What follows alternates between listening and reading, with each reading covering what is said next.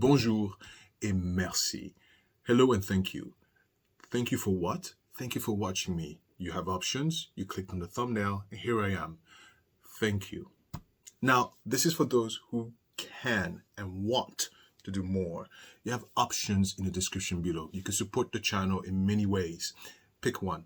Pick the one that fits you best. And if you don't see the options that maybe not up here yet, then simply donate to the channel's Buy Me a Coffee page. It helps a ton. But regardless, you watching till the end, pressing the like button, subscribing, bell notification, commenting, interacting with me in the community helps the algorithm push my channel further. So do not underestimate the power that does. Regardless, thank you again. January is almost over. Can you believe it? I cannot believe it. January is like literally bye, but February is like hi, and so for February, for February, there are two new cases that I do want to talk about on this channel, and one of them is the horrible case of this elderly couple where the wife unfortunately killed her husband. The second case is of this 6-year-old who took a GUN from his parents' house, brought it to school, and SHOT his teacher. And the teacher is still, in my opinion, critical condition. So these two cases, these are the new additions for February. So let me sell them to you, all right? Now, for those who are new here, I am Alistair Nzekio, and this is my point of view, allegedly.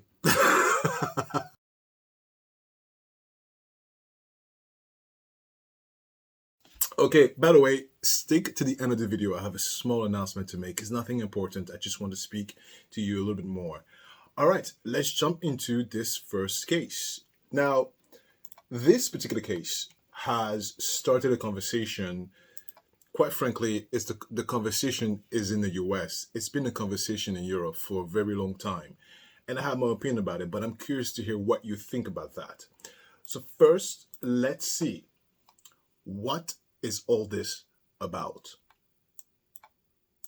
Drop the gun! Drop the gun right now! This was the terrifying scene inside a hospital where police say a woman shot and killed her terminally ill husband, Jerry. It's a black revolver and a visitor. Drop the gun! It happened at Advent Health, Daytona Beach, Florida. The suspect, Ellen Gilland, had confined herself to his room and refused to put the gun down.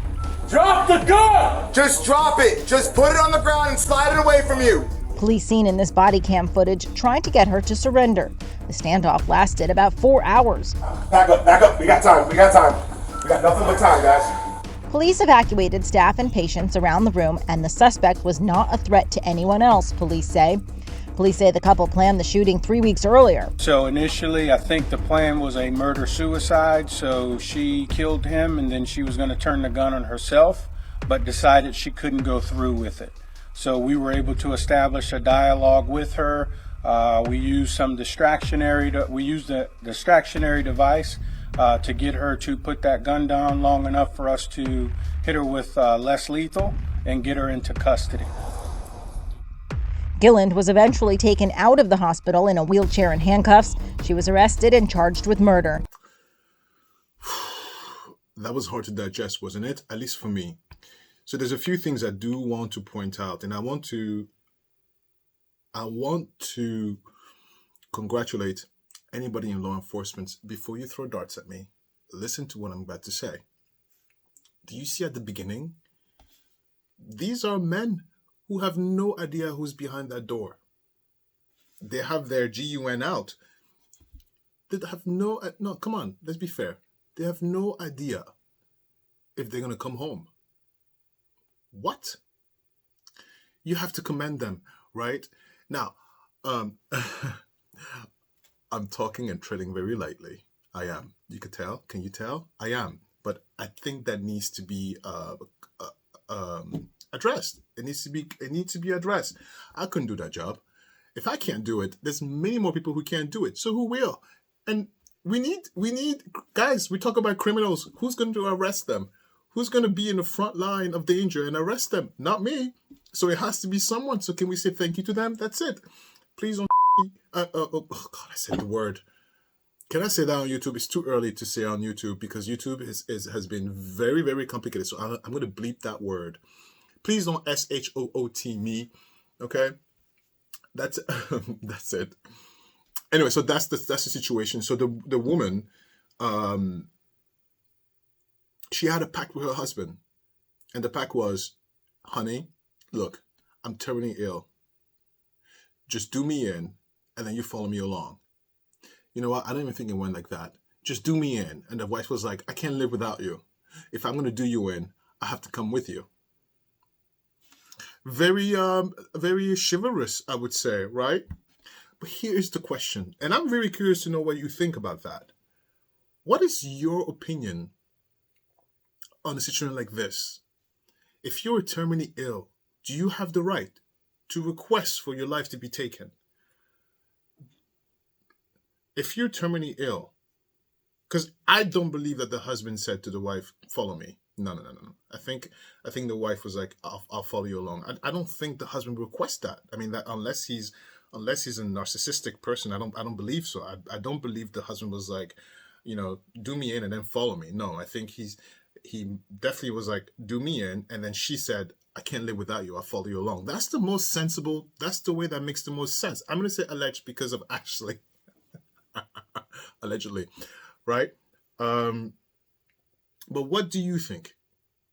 I'm really curious to know, and I will read all of them. Tell me your opinion.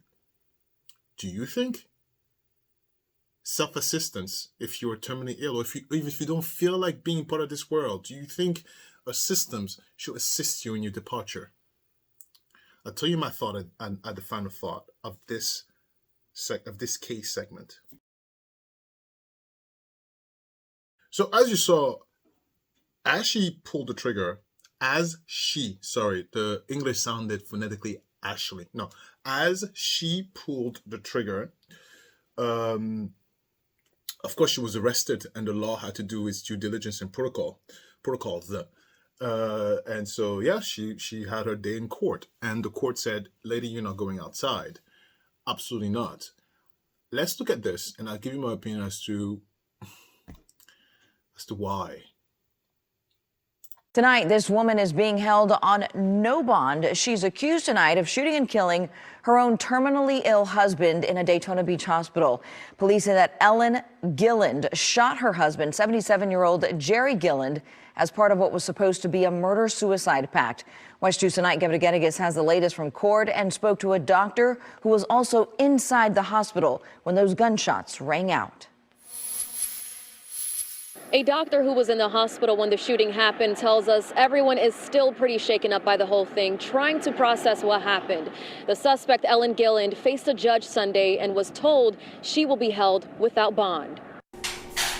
Ellen Gilland slowly makes her way inside the courtroom Sunday before the judge announces her charges. You have been charged with 1 count of premeditated first-degree murder and 3 counts of aggravated assault with a deadly weapon. Gilland is being held in Volusia County under no bond. Daytona Beach police say she shot and killed her husband, 77-year-old Jerry Gilland, in his hospital room on the 11th floor of Advent Health Saturday morning.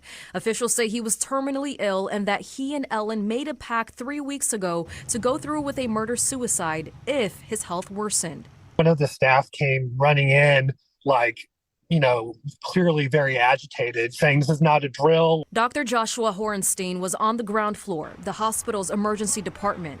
He says at first, nurses got a code yellow alert. We don't really know, what do we do with a lockdown? And then came a code silver, which he says meant shelter in place. At that point, thinking it's a little bit more serious, but still not sure what to do. He and another nurse got into a supply closet and waited. After cleared from sheltering, he says staff had to stay put on their floors for hours. I still had 20 patients to see in the hospital and various floors to go round on that I hadn't gotten to do.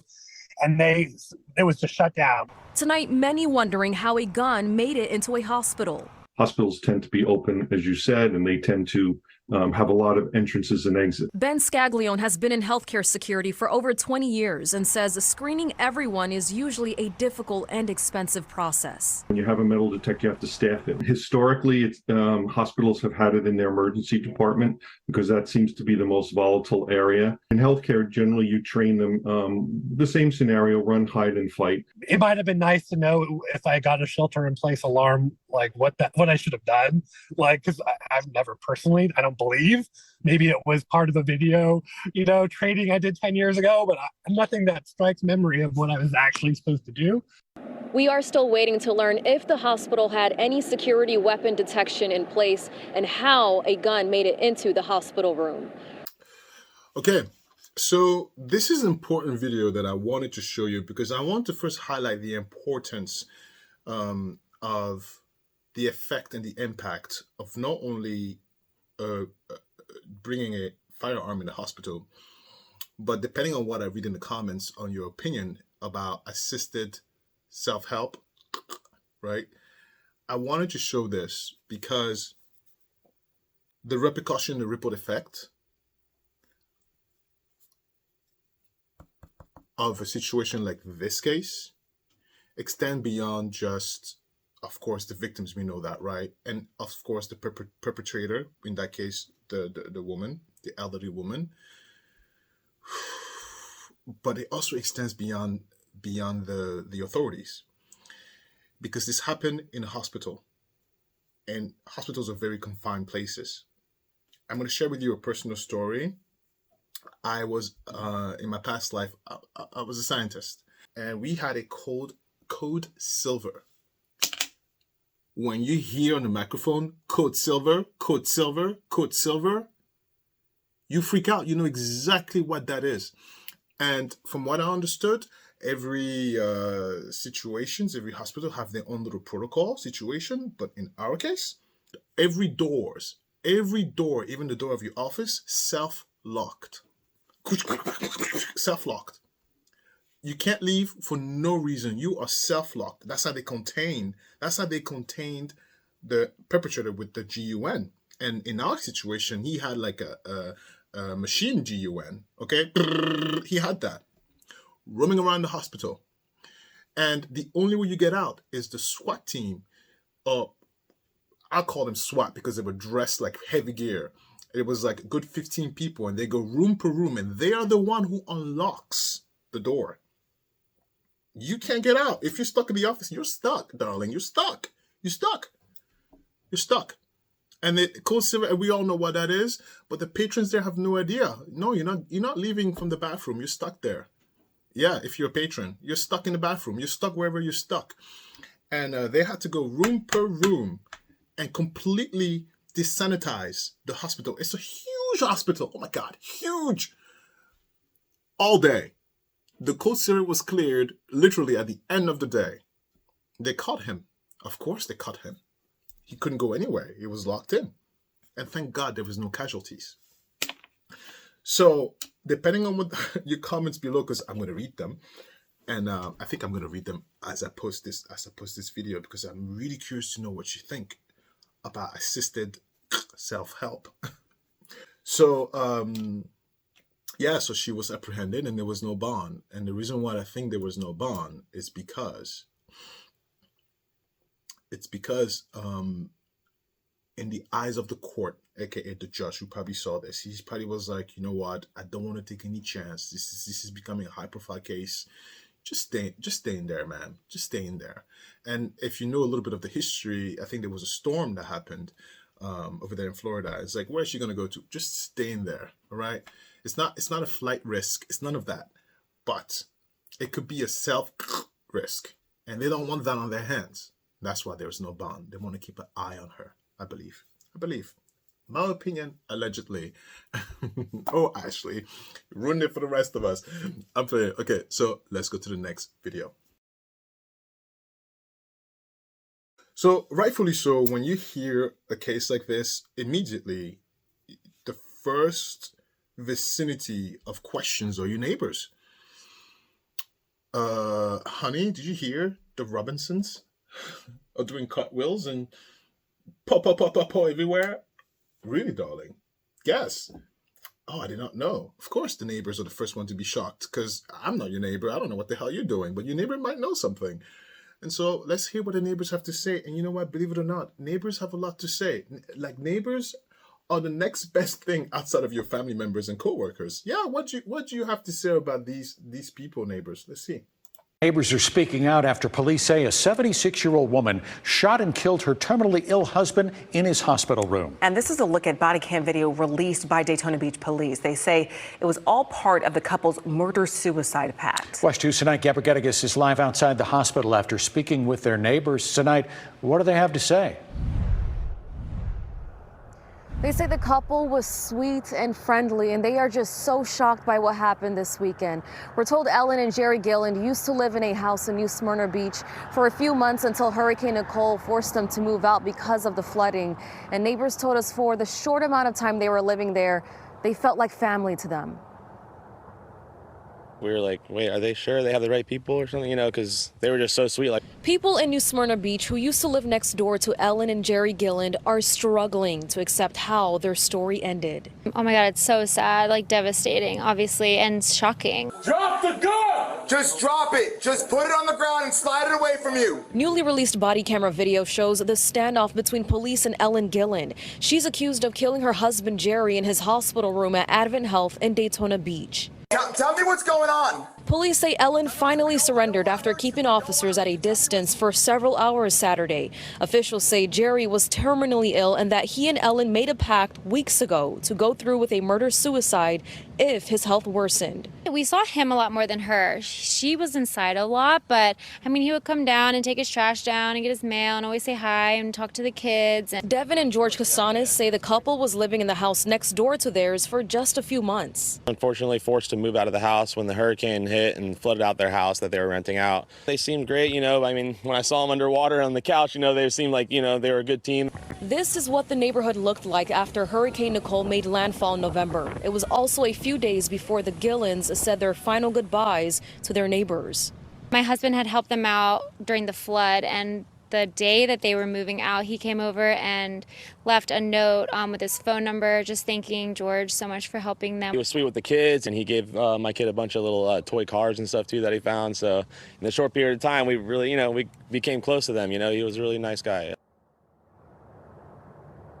Ellen Gilland is facing first-degree murder, and she is being held without bail. Reporting live in Volusia County. Okay. First-degree murder. So there will definitely be a trial and an investigation. By the way, completely irrelevant. You know, when they showed the picture of the flooding, you know what went through my mind? Oh my God, Alistair, you are something. I was thinking about, you see the tree roots? I was thinking, I know exactly what the tree is doing to try to sustain all this extra water, right? It's just like when I first found out about how photosynthesis worked, I never looked at a blade of grass ever again. The same. I looked at it like, I know exactly what's going on in there. And so as I was looking at the water, I'm like, oh, tree. The tree is like oh, those trees are working overtime to sustain themselves. Anyway, oh, wait, sorry. Listen, I know, tangent, but that's what went through my mind when I saw that. But let's go and dissect this little clip very quickly. So, as you heard, from all accounts, at least the neighbors, this is a very soft investigation. I'm sure there's a lot of stuff that will happen as this thing emerges. Nice neighbors. Okay, no problem. We saw the man more than the woman. Okay, no problem. I'm going to link that comment. We saw him a lot more than her. She was inside a lot more of the time. I'm going to link that to the case where they say it was a murder / plot. According to who? Right? In my mind, I can only think like this kind of plot is not in writing, right? Honey, do me in and then it's your turn. Okay. Or, honey, do me in and then you live your life. No, darling. I'll do you in and I'll follow you. That kind of conversation is not done through email, I think. It's not done through paper. It's not done in writing. It's spoken, right? If it's true. So one question that goes to my mind is, where did they get that information from, the authorities? I'm only assuming from her, right? So is it, or was it truly a murder slash self-deletion situation? Or was it a case of finally getting rid of you? Pow! I don't know. That's what the investigation would do, right? That's what's going through my mind, right? I'm not minimizing anything that the lady has gone through because I'll get to that in one point. Because I'm sure she is going through a series of emotions. Then we go up again to what the neighbor was saying, like the man was very nice and all happy and all that stuff, right? And I believe what the investigation will definitely try to prove here is, first of all, was there a terminal illness? I'm assuming there is, otherwise they wouldn't talk about it on the news. But the question is that why didn't she pull the trigger on herself? That's the question. Let me know in the comments below, what do you think? Do you think this was truly a murder slash self-deletion situation, or was this the plain old murder? Let me know what you think. And that being said, let's go to my final thought for this case as to what I think on all those questions. In terms of assisted, I can't say the word on YouTube. They will get me, unfortunately. I can't really say the word like that. So in terms of that, I do believe that it depends on the situation. And I'm going to share with you a little bit as to the premise of my statement, so to speak, is that there are cases, for example, cancer. Cancer is very painful. If you don't know what cancer is super annoying, super painful, super expensive, super taxing, not just on you, the person who has it, but on everybody else that's around you, your spouse, your kids, your grandkids. Cancer is no joke. And that's in addition to the emotional and mental turmoil. And sometimes when you have terminal cancer, it doesn't stop the care. They still try, for the simple fact that doctors took an oath, for the simple fact that our healthcare system is based on this oath. You have to try. You have to try. And so if you put yourself in the shoes of the person that is suffering, not only do they suffer, they don't feel well, they don't feel great, but they see their loved one suffer. It does go through their mind like, oh man, I don't want to do this anymore, especially when they know it's terminal. So what do you do? For people like that, what do they get? I think for this situation, I think it should be granted. It would lessen the burden. This is my opinion, okay? It will lessen the burden and will make things a little more digestible, not only on our healthcare system, but on the loved ones. It will create a sense of peace of mind. I know it sounds ridiculous, but yes. There's also situations where I think it's not merited. For example, if you are in a clinical depression and you feel like you can't go on anymore, and you haven't tried other avenues, I don't think you should be allowed. Because the truth of the matter is, nothing and no one stops you from doing it, honestly. But the question is, the person that wants to do it in a humane way. That's why it's called humane. And to do that, there's ways to do that without you feeling any pain. Please, chemistry. So that's what they're asking for. So what I think is, I think it should be implemented. There needs to be legislation around it, and there needs to be contingencies, and it needs to be, again, between the doctors with an S, and the patient in question. There needs to be a whole team, because a decision like that ripples not just through your family, but through the person giving you the pill or the injection or the IV. I'm like, can you imagine? I just assisted someone too. And what people don't realize also is that self-deletion is illegal. If you assist someone in their self-deletion, you might be liable. Look at the woman. It's illegal. It's illegal. It's called MURDER. Yeah. And on the second question, if I think she did it because it was the pact or she did it because she wanted to do it, this is the one that I'm going to pay close attention to when it comes to the trial, because the self-preservation complex is an absolutely powerful complex. It's called a complex because it's a series of behaviors. It's a series of actions. It's something they can't really put the finger on it. But your will to survive is stronger than thirst. It's stronger than anything. I'll tell you a personal story. Not personal, whatever. Not personal. I'll tell you a story working in hospitals. I was always in the lab section, but it's a hospital. Please, things crisscross all the time, and people talk. People talk. Lawyers talk. Doctors talk. People talk.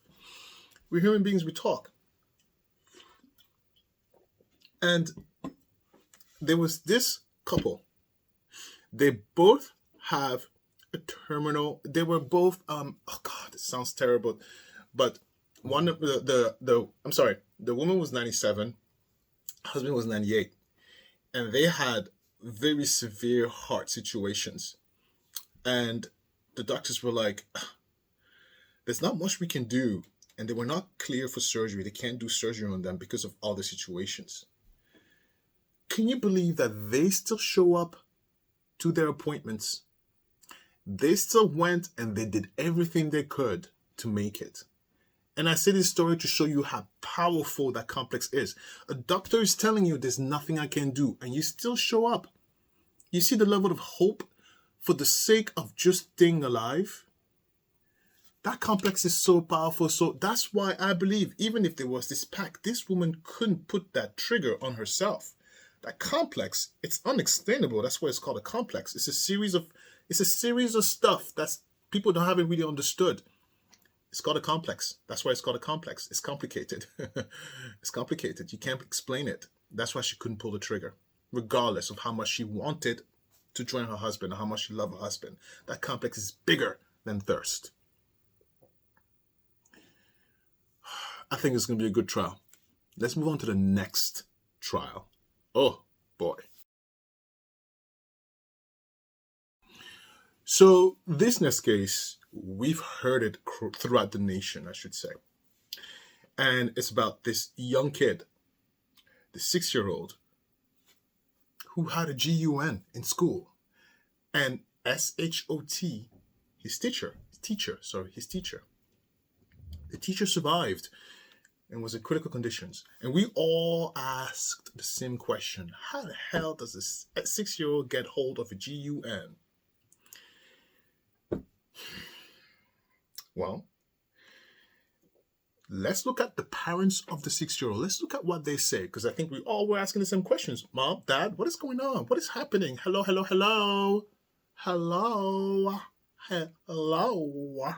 Right? So they said something. Let's look at this. Now to the latest in that alarming story of the 6-year-old Virginia boy who shot his teacher. His family is breaking their silence, speaking for the first time since the shooting. Janae Norman has the details. Good morning, Janae. Michael, good morning. This story had so many people talking. The family now saying their heart goes out to their son's teacher and that she selflessly served her students, and thanking her for her courage, grace, and sacrifice. They say their family has been committed to responsible gun ownership and keeping firearms out of the reach of children. So there are so many questions that remain over how that gun got into the hands of a child.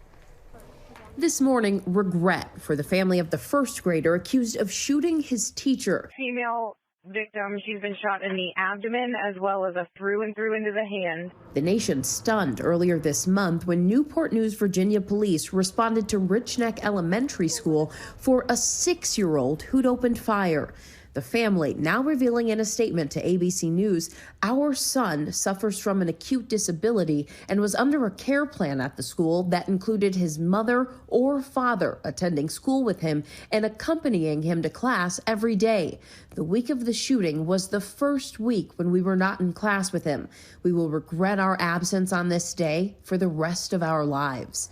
Police say the first grader took his mother's legally purchased 9mm handgun from home and fired one round at 25-year-old Abigail Zwerner as she taught the elementary students. It felt like something out of a really bad nightmare. Desiree Yvette's daughter was one of the more than a dozen children in that classroom. She's scared because Ms. Warner is her favorite girl. She would always say it, and for her to get shot, my daughter doesn't know anymore, like, who's safe, and she's scared that the people she loves will get hurt. The family telling ABC News they have been cooperating with local and federal law enforcement, adding that the firearm our son accessed was secured. Police still investigating how the 6-year-old got a hold of the gun, and questions mounting after school leaders told parents they got a tip that the student had a weapon, even searched his backpack, but didn't find the firearm before Zwerner was shot. Terrified parents and faculty members voiced frustrations at a recent school board meeting. I send my kids to school and find myself praying to God that they will return home safely. Our students do not wonder if there will be another school shooting. They wonder when and where the next shooting will be.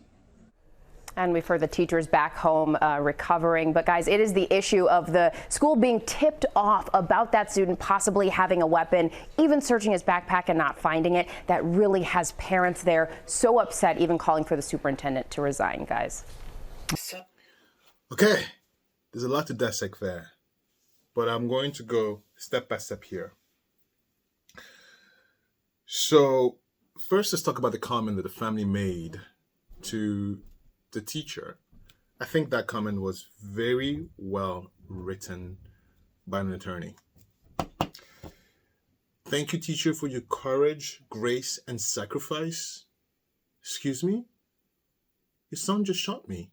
Oh, well, I think I can say shot now. It's really late into the video. Oh, please.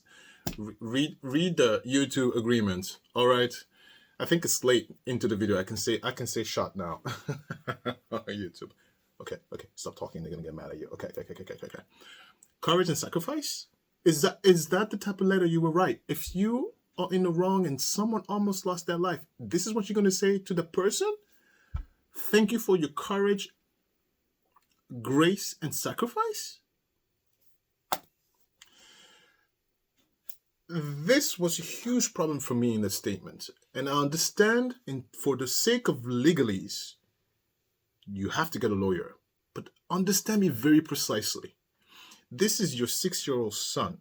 There is no way around escaping culpability, darling. You are responsible. Your lawyer that you're going to get, his only job is to make sure you don't get, the death penalty, right? Or whatever. But you are going to do something for this crime. Yes. So what you should have done, parents, is you should have made a press conference. I've said it, a press conference. The whole world knows what happened, and there's only one person to blame. We're not blaming the 6-year-old, especially a 6-year-old with issues. I get to that in a bit. You make a press conference, and you speak directly, and you assume responsibility. And why do I say assume responsibility? Is because they said, we don't know how the son got access to a firearm because it was secure. Excuse me, if it was secure, he wouldn't get access. So clearly it was not secured. Responsibility. That's a big red flag. You are the parent. And your child did something heinous and you're not taking responsibility. That tells you everything you need to know. In my mind. And I'm even going to project a little bit. If my daughter did something like this at 6 years old, okay, as terrible of a crime it is, and let's say guilty, the parents are charged, guilty. First of all, and I can tell you right now, I'll take the blame. I said, you know what, Chris, you go ahead and raise the kid. All right? I'm guilty. Take me in. Take me in. I will take the blame. Please. And then I will request from the prosecution, I will request 1,000%, and I say that with every fiber of my being, I request that my daughter gets psychiatric help, whatever help it is. No, Olympia, you're not going through life from 6 years old to whatever after committing this heinous crime, thinking you're going to go home and just eat bonbons. You're going to do some work. I will request, it will be mandatory. You want to take me in? You give my kid free therapy for the rest of her life. What? She just sees her papa going to jail for whatever time. She needs help. I would have done that. So this sentence of the parents speaking out, they lawyered up. And they're making a statement, which is, no, that's not sexy. It's not that it needs to be sexy, but that's not right. Speak from the heart. I'm sorry. And by the way, make a press conference. They'll show up. They know exactly who you are, by the way. I don't know. What's the point of hiding? There's no point of hiding. You know, like sometimes there's no need to do some overthinking. What do you think? Let's go to my next note here that I took. When the person, it doesn't matter who even said it, they give you a description of the woman who was shot over the phone. She said, shot in the abdomen, through and through into the hand.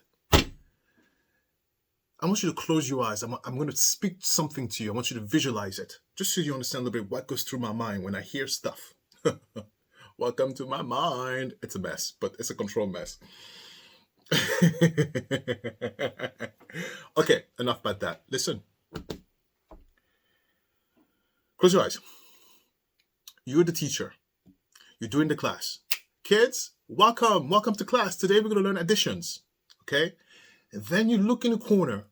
A little boy pulls out a gun from his bag and points it at you. Your heart rate instantly increases because you can see the weapon in question and you know what that weapon does. It can end your life. And you know in the instant, you cannot dodge a bullet. You know exactly what could come next. And before you can speak out or scream or whatever, okay, you put your hand in front as a defensive reflex. It's a defensive reflex. It's the first thing people do when they see danger. They sacrifice their limbs to protect the torso and the head. Evolution taught us that. So as you are protecting yourself the best you can, the trigger was pulled. But guess what? Inside your bloodstream, you get an instant jolt of adrenaline, an instant jolt of epinephrine, an instant jolt of cortisol. Your blood is a cocktail of stress chemicals. You are heightened. You don't even feel pain anymore. Your heart rate is pumping. Your blood is dilated. Your eyeballs are dilated. Your breathing is increased. Process that for a second. So in that heightened state, you hear the gunshot. You hear it loud and clear. And in hearing that gunshot, because you're heightened, there is enough time for your brain to process what happened.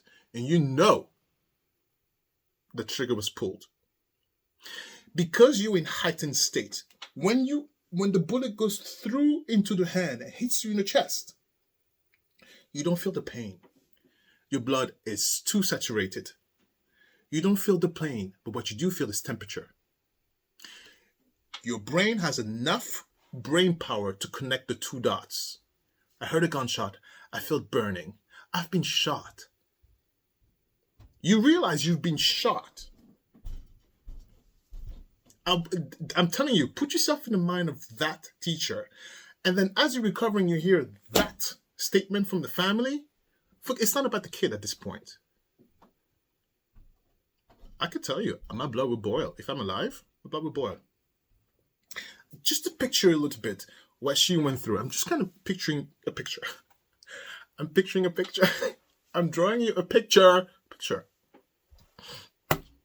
The next statement coming from the family is that their child suffered from an acute disability care, which required a care plan which require the parents to accompany him in class. In my notes, I said acute disability. Acute, darling, acute. Acute. A care plan accompanying, it's not a physical disability. This is a mental disability, a psychological disability. It's disability that's most likely and allegedly, not physical. This kid has a history of that the parents, thankfully, according to this statement, seem to have been addressing because they have to be there in person. So I give them kudos. I give them kudos. But the deed is done. Trauma is done. Because even the child, a children in the classmate who reveres the teacher is traumatized. And that's why we saw that lady talking about her daughter. Again, it goes to my point. You don't know who you affect. You don't know the ripple effect. This is what I always say. Try not to offend someone. I just burped. Sorry. We're a family. I can burp. Yeah. On a side note about trauma and affecting someone, I'll tell you a quick personal story. I'm in a position to hire someone. People. Not a lot, but people. And one person walked into my door, and I remember very closely. The person was very rude to me. Oh my God. It was a waiter with a huge attitude. Not only did he insult me and my spouse while we were eating dinner. Oh yeah, I don't want to go too much into details. Long story short, I didn't tell him he didn't get the job because I have to respect labor laws, darling, okay? You think I hired him? Please. Next. Anyway, enough about that. Let's move on to when the family said firearm son access is secured. It wasn't secured. It wasn't secured. And they have to say that for legalese. This is a lawyer saying that for legalese. It wasn't secured. But mom and dad, what you don't understand, you can't escape that responsibility. You can't escape that responsibility. What, you're going to put the 6-year-old in jail? You can't escape that responsibility. You better be wealthy, mom and dad. Because even if you escape the criminality of it, civilly, you're going to pay up. And then the next thing is, apparently the school was tipped off. There was a warning given to the school in regards to this situation of this kid might be armed. There was a warning. There was a warning and the school ignored it. Listen, this is what I'm saying in America. People sue. In America, your behavior as a business is dictated by your insurance. You don't have no business. You don't have a business unless you have a close relationship with your insurance. They dictate what you do, depending on the industry. In my industry, the temperature needs to be 62 degrees. Any higher, honey, I'm not covering you. So, temperature, 62 degrees. You listen. When COVID hit, instructions, insurance has an instructions. Ladies and gentlemen, announcement, please. Announcement, please. Yeah. People sue in this country. So for the fact that the school didn't even take this seriously, it tells me two things. It tells me, number one, poor diligence. And number two, why were they so afraid to search this kid? Could it be a history of? Could it be a history of difficulty? Could it be a history with the parents? Could it be, remember, we are human beings, right? If the parents are such a pain in the ass every time they have to do their due diligence, then maybe it's like, oh, okay, fine. I don't want to deal with what the mom did today. Please, just let him go. It could be. It could be. That's what the investigation is going to be about. Let's see.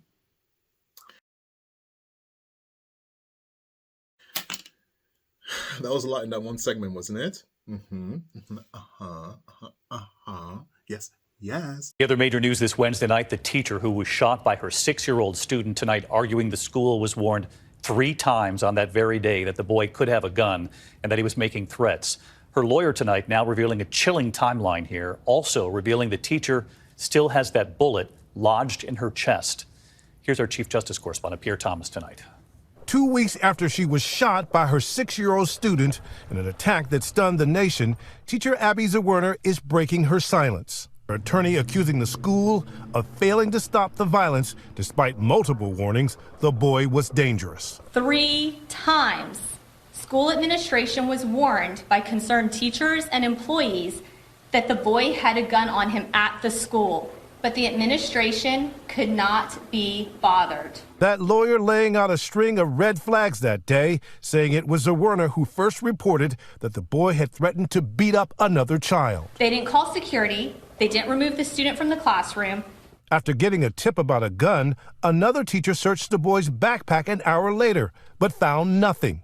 When that same teacher warned the gun could be in a pocket, a school official allegedly dismissed the threat. The administrator downplayed the report from the teacher and the possibility of a gun, saying, and I quote, "Well, he has little pockets." A half hour later, Zwerner's lawyer claims a third teacher reported a student who was crying because the 6-year-old had threatened him with the gun during recess. But again, no action. Did administrators call the police? No. Did administrators lock down the school? No.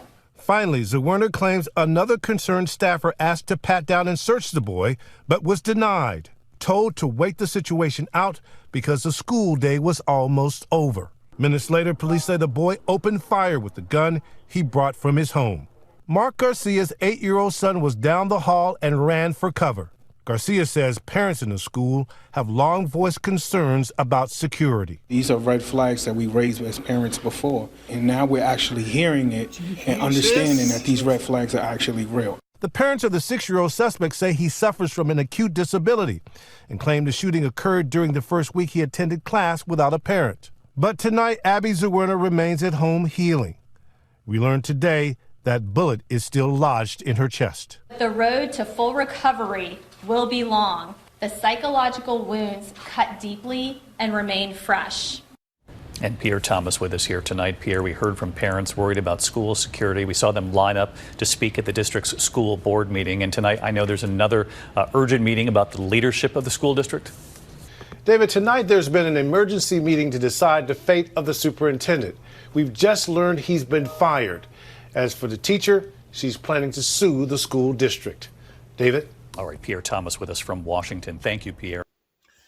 Yeah. If you don't know what acute is, and look, I'm not judging, but, acute. Severe. Big deal. Acute disability, that doesn't sound to be physical. What is that? What is that? I don't know what that is. Let's allege. What do you mean acute disability that's not physical? What? Psychopathic? Allegedly. What is that? Violent? Allegedly. What do you mean disability that requires you parents to be at school? Honey, let me explain something to you very clear. Not only was the school, everybody at the school needs to be fired. Listen. Not the teachers. Anybody who is in charge of security, you are all dismissed. I would have done that if that was my business because the liability is over my head. Over my head. You mean to tell me there was no protocol put in place in case a parent couldn't make it? What if both parents are sick? There's no protocol? The kid cannot miss school. What's the protocol? Do you get a nanny? What's that? Why is there the day when the parents are not in school, what's the protocol? If the parents can't make it, they can't make every single day. What's the protocol? That's what I would like to know. And to go back to everybody in the security to be fired, yes. Because 3 times, especially when the kid was crying that he was threatened with a GUN, no. It's not a joke. It's not funny. The superintendent, and also keep in mind what was said there at the end is that the teacher is suing the school. She's not going to stop there. The bullet being lodged in her chest, from a medical point of view, I'm not a doctor, please. I've worked in hospital, I have experience. Allegedly, there you go. And they send you home to heal with a bullet in your chest. That means they tried to take it out. It didn't work. Or they're waiting for some other thing to happen. But chances are that it requires a lot more work to get it out. And for a bullet, if they can't get it out and the bullet's stuck there, because it's the chest, there's a lot of soft tissue there. Where could it be lodged? It's like if it was the skull, fine, it's stuck in the skull, but it's the chest. Where could it be lodged if they can't get it? How close is it to the heart? How close is it to the lungs? There's very major stuff going on here. How close is this too? Why was it not dislodged? And so this could be a chronic situation for the teacher. And by the way, when you sue the school, it's the taxpayers who pay. So you over there at that county where you're from, you're going to pay for that family's mistake. Yes. Again, ripples go. The ripples you create extends beyond just the two of you. It goes beyond. This truly is a tragedy. Anyway, let's continue. I hear we need to reset ourselves. It will require all of us in the community and on the board. Our commitment is to our students.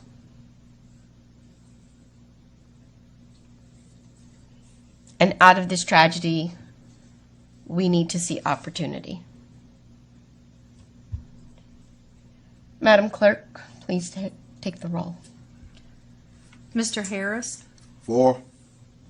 Mr. Hunter, Against. Miss Amon, For. Dr. Best, For. Mr. Brown, For. Miss Searles Law. For. The motion carries 5-1. Effective February 1st, 2023, Dr. Parker will be relieved of his duties as superintendent of Newport News Public Schools. It is important that we state that this decision was made without cause being defined in his previous contract, as Dr. Parker is a capable division leader who has served Newport News for nearly 5 years through some extremely challenging circumstances. This decision is based on the future trajectory and needs of our school division. In addition, I must relate, we do appreciate the progress for the division under Dr. Parker's leadership in developing a long-range facility improvement plan and expanded student programs through a focus on mentorship and student leadership. The Newport News School Board thanks him for his service and wishes him nothing but the best. So they fired a superintendent. One person was against, the guy, Mr. Hunter. I think it's important to note here, it doesn't matter why he was against. And in the comments, some people were like, oh, get him. Listen to me. That's what democracy is. Do you understand? Look, he said no. He's entitled to his opinion. He can say no. It doesn't have to mean anything. It's not for us to decipher what he said no. And that's important. That's what a vote is. Yes, no, period. Right? That's what a vote is. So, yeah. So leave Mr. Hunter alone, okay? Leave him alone. Don't come for him. I can't believe they're coming for him. They are. Leave him alone. What you should be focused on, honestly, is on the parents. I mean, that's where my brain is focusing on the parents. I have so many questions for them.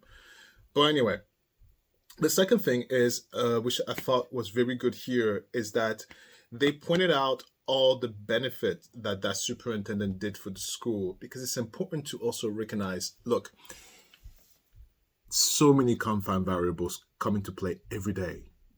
This is one when you leave your house, you don't know when you're going to come back. You don't know if you're going to come back. You have no idea. Confound variables. You have no idea. I'll tell you a quick story. One time, I was like sick, and Chris decided to take the baby to my mother-in-law. They almost got T-boned. Literally left the driveway, drove on the road, and some idiot didn't stop at the stop sign at the stop. Chris saw it, had to press the gas and escape it. He didn't even, the person didn't even put a brake. I would have lost my family like that. goodbye, see you, say hi to Nana for me. Gone. Just to give you an idea. So confound variables play a very big factor here, and that's part of being human. And so it's important that society or whatever acknowledges the good thing that guy did. Maybe he was tired. Maybe he had a bad night. Maybe. But unfortunately, that particular day led to a terrible accident. And so, yes, maybe he's fired, but cut him some slack a little bit. All right? But I agree. Everybody else in the security team fired. But thank you for your service. But you're all fired. Thank you for your service because it's a liability. It's a liability. And the firing will occur because, in schools are public. But in the private sector, the insurance, honey, and the legality will breathe down your neck. If you're at the helm, they'd be like, what are you going to do? You're going to fire them, right? Or I'm not going to insure you at all. You need insurance. I'm sorry. I have to let you guys all go. Here's a little something. 1 month pay. Goodbye. Yes. Let's go to my final thought on this case. Here's what I think is super important to know. And I'm going to project a bias point of view here. Alistair, it's your point of view. No, listen to me. So we don't know what the kid has. We cannot focus too much on the kid because he's 6 years old. So the best thing that we have is to focus on the next best thing, which is the household and the parents. In my mind, even if you have a troubled child, for the child, in my mind, to think that the solution is to take the mom and dad GUN, bring it to school and solve the problem. I'm really curious to know what was the culture, the household culture within the home. I'm going to project. In my home, we laugh all the time. We are very silly. And that's just not here, my spouse and my child. That's in my in-laws, my own little family, minus dad, right? It's all about jokes, sir, and we dance a lot. So I'm very curious to see and know what's that family culture that would dictate. Grab a GUN to solve your problem. That's where my mind is going. These two cases speak to what I believe is going to be an understanding and potentially a movement change. It will lead to a series of actions, I think, that would dictate the future of legalities regarding these two cases, regarding the right to self-delete yourself and regarding stronger gun laws into holding parents accountable if the child is committing the crime. Yeah. But I make no delusions, okay? Listen to me. If Sandy Hook didn't do anything, nothing will. All right? So I make no delusions, but I'm curious to see. I'm curious to see how the law is going to handle this matters. So that's what we're going to follow together for February. Février, le mois c'est février, 28, 29, février. Okay, look, let's go to my Let's Talk. I love the Let's Talk segment. It's the greatest. I just talk and don't think so hard. It's great.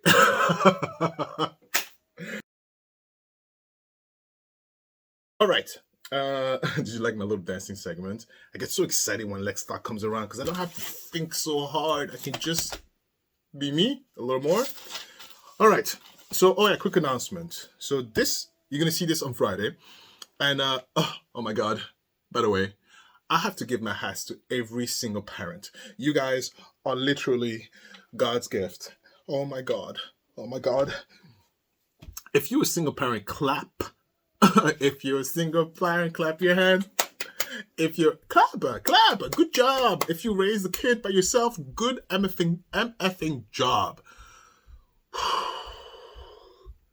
I got nothing done. By the way, I was single parent for a week. Christopher had to go on a business trip, and he got back early. Long story.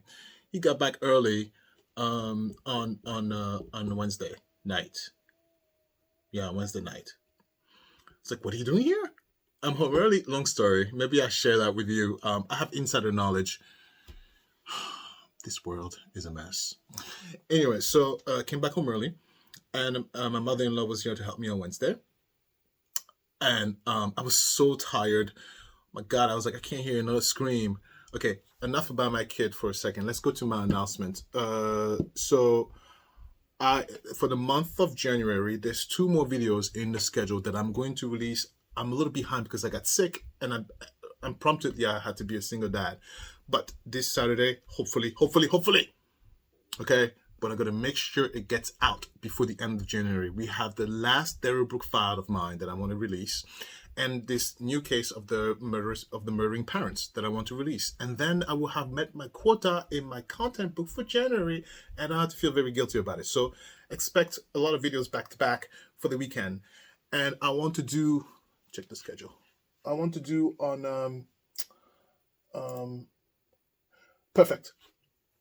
Tuesday, the 31st, I want to do a live. So I'm going to do a live, and I want to commemorate all the posts we've done for the month. So the way it's going to work is I'm going to show you the thumbnail of the video that I'm going to be talking, and I want to hear your thoughts on those videos, on the content of them. They're going to move along in a very systematic way. Listen to me. Listen, I'm very well aware my lives are a mess, and partially because I don't have a very well thought out operating flow, because I was naive enough to go into my lives like, I don't need an operating flow, I'm good. No, I do need operating flows for my lives. I do, otherwise I get so sidetracked, okay? So I'm going to put together an operating flow, and I'm going to follow it. It's going to be timed, honey, okay? And we're going to go through it, and we're going to discuss it. And because otherwise, people that are not there when they follow it, it gets all over the place. So I apologize. Learning as I go, that's the beauty of being human. Learning as you go, that's the beauty of being human. So yeah, so live on the 31st. Come if you can, okay? Come if you can, and we're going to summarize this entire month. And then February, we're going to come in with new cases and updates on old cases, and do the same thing at the end of every month. That's the goal. No, that's the goal. I think I can make that. Look, I never do something. Listen, when I do something, I do it in the mind of sustain. It needs to be sustainable. Yes, of course, here and there, stuff pop up. But in the grand scheme of things, I'm able to do it because I'm happy to do it. It's sustainable. It doesn't eat too much at my mental ether. It doesn't eat too much at my capacity to do it, right? So I will not do something if I know for a fact I cannot do it all the time, right? And I think also we have a good relationship where, like, if something happens, I can tell you, guys, I'm really tired. Give me a nap, right? Or like, guys, I'm going on vacation. Give me a little nap. I think we're friends enough where I could say that. Can I? Come on. And also, I have to say thank you to people. Listen, I couldn't say that at the beginning of the video because it can take too much time for the new viewers. For the returning viewers, thank you. And especially if you're here at this time, at this spot, thank you for allowing me to be me. Thank you for allowing me to. Thank you for not yelling at me if I don't post on time or date. Thank you. The text never stopped. Thank you for allowing me to do that. Because in some situations, I've seen people get really mad. Like, you haven't posted. Where the hell you been? Like, oh my God! Like, I just broke a leg. Ow! Yeah. And as much as I try to take this as a business, this whole YouTube thing, it's very difficult. It's very difficult because you guys are my friends, but no, I do need to treat it as a business. But unfortunately, I have a full-time business. I actually have two that needs my attention. So that's why I need to move very carefully in a sustainable way, because I don't want to get into a point where I have to give something up, because I will have to give the YouTube up. I got bills to pay. So I need to be very careful how I move forward. It needs to be sustainable. I got family to feed. Yeah. Is that all for my announcement? That's all. Expect a few more videos before the end of the month, and then expect a live to commemorate everything that we've talked about for the month of January. And then for the month of February, these 2 new cases that I really want to touch base, plus updates on whatever we can update, and then repeat, rinse and repeat, and have a good time. And to the new guys who are here, hi, I'm Alistair. I don't know much about you. It's okay. You probably don't know much about me, but it's okay. Just don't be afraid. Comment away. We're very nice here. The PACT Nation of nice people, the impactors. Very nice people. Yeah. And our commenters, very respectful. Like, very respectful. Thank you. I'm so proud of you all who comment. The way you comment is in a respectful way. Oh, it makes me so happy. It makes me so happy. It's good. I don't have to deal with like people screaming and shouting and yelling and cursing, all that stuff. I really love that. I really love that. I really, really love that. This is really great. This is what I feel like. Yeah, it's a safe space. We talk about a lot of stuff. It's a safe space, and I don't know where this is gonna go. Maybe we'll go to where we can talk like some really hard topics in a very safe way. Maybe we can be the first one in the nation to have differences and discuss them in a safe, polite way. Wouldn't that be great? Maybe we'll be on the news or something. Everybody, oh my God, did you see the PACnators? The PACnators. Did you see the impactors? They can talk about all of these topics without any screaming. Amazing. We're going to do a world tour. Impactors. We'll be on world tour because everybody's like, what's the secret? What's the secret? What's our secret, impactors? I don't know. I didn't think that far. What's my secret? What's the secret? Yeah, the secret is accepting other people's point of view in a respectful way. Yeah, and giving them the space to think how they think. Just because you think this way doesn't mean you have to impose it on someone, right? Let them think the way they think. And if you want them to think like you, bring up arguments and converse.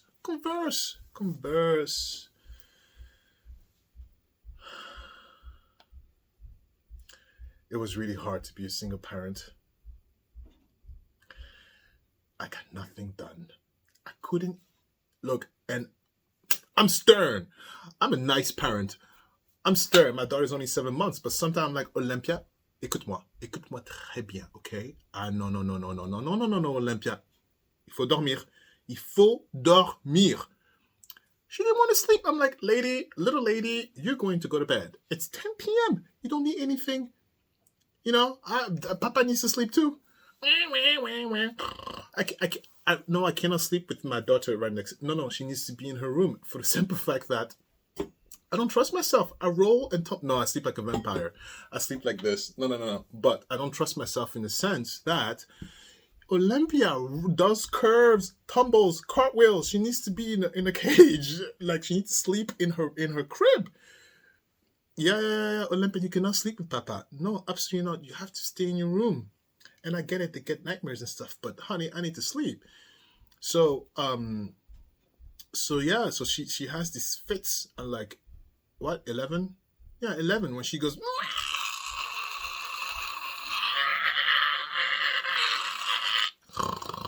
and so in the meantime, I'm like, oh God, someone's stealing my baby. Who's stealing my baby? You know, who's stealing my baby? And I'm like, oh, she's just snoring. And so I'm like, really, girl, really?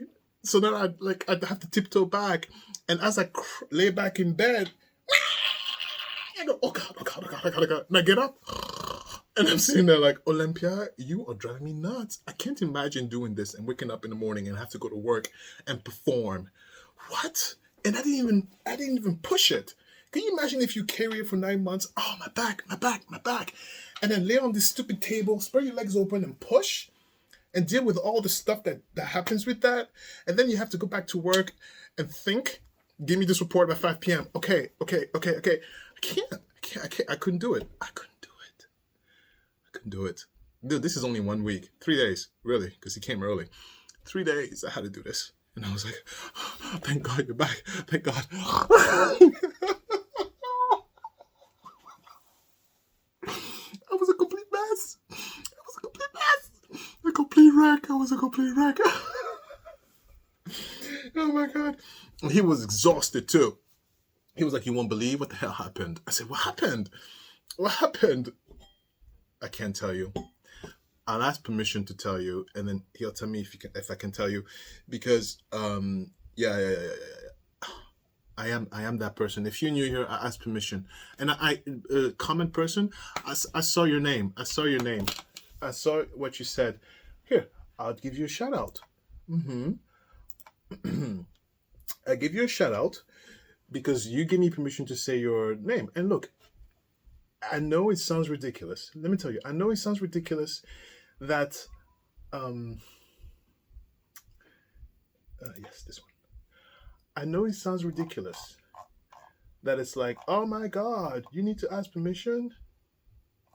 Yes, I know, it sounds crazy.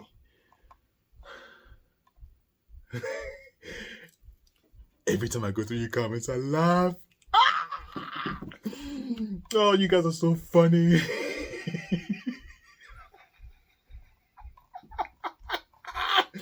Oh my God.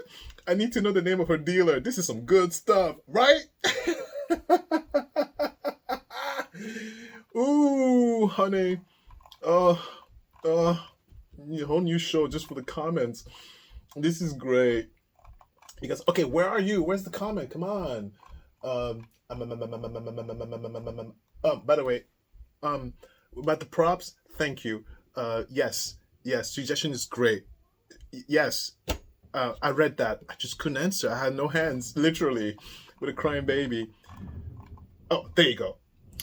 Magnum DB. Thank you for the permission. I can see your name now. I know it sounds ridiculous. Why you gotta ask for permission? Listen to me. Why I have to ask for permission? It's because it costs me nothing. Hey, can I please? Yes. Okay. Hey, can I please? No. Okay. It costs me nothing. That's why I operate like that. My mom says the reason why I'm like that is because loss was so real. I'm in a world where you make one mistake and you're sued. Yes, I'm in that world. And so, unfortunately, I have to move to make sure my ends are covered. Yeah, and let me tell you something. I agree with that, because in my world, if I make mistakes or anybody makes mistakes, the consequences are big, and the people who pays the consequences is the person. It's not me. The person whose the mistake has been done to has to live with it, possibly for the rest of their life. So I agree with that. Sue me for making mistakes. You cannot make a mistake. I know it sounds ridiculous, but yes, so I'm hyper vigilant all the time. Okay, I've talked a lot. Sorry. That's it. Can I X out of that? Yes, that's it. Good February. Thank you for January. I hope you never get tired of me saying thank you. I hope you don't, because I don't know what to tell you. I don't know what to do. Look, I know for some people it can be annoying. Like, thank you, stop. This is me thinking out loud for myself, but I think the reason why I said thank you to you is because it has a lot more to do with me needing to feel like I say it to you. Because how can I move about with this progress that we're having and not say thanks? I'm well raised. I'm not a savage. I cannot go through that without saying thanks. So thank you. It's like someone gives you food. Do you say and eat it, or do you say thank you and eat it? Do you know what I mean? It's like, I don't. You are giving this to me. How dare I not say thank you? Like, how dare you, Alistair? Yeah, thank you. Anyway, that's it. Goodbye. Today, what I have to do? Today, I have to edit. I have to edit this because I have a lot more shooting to do. So I'm done with this. I'm gonna edit this. I'm gonna schedule this, and then I'm gonna do more shooting for Saturday, and then edit it on Friday, post it Saturday, and then shoot on Saturday for Monday. Oh, honey, I got work to do. Bye.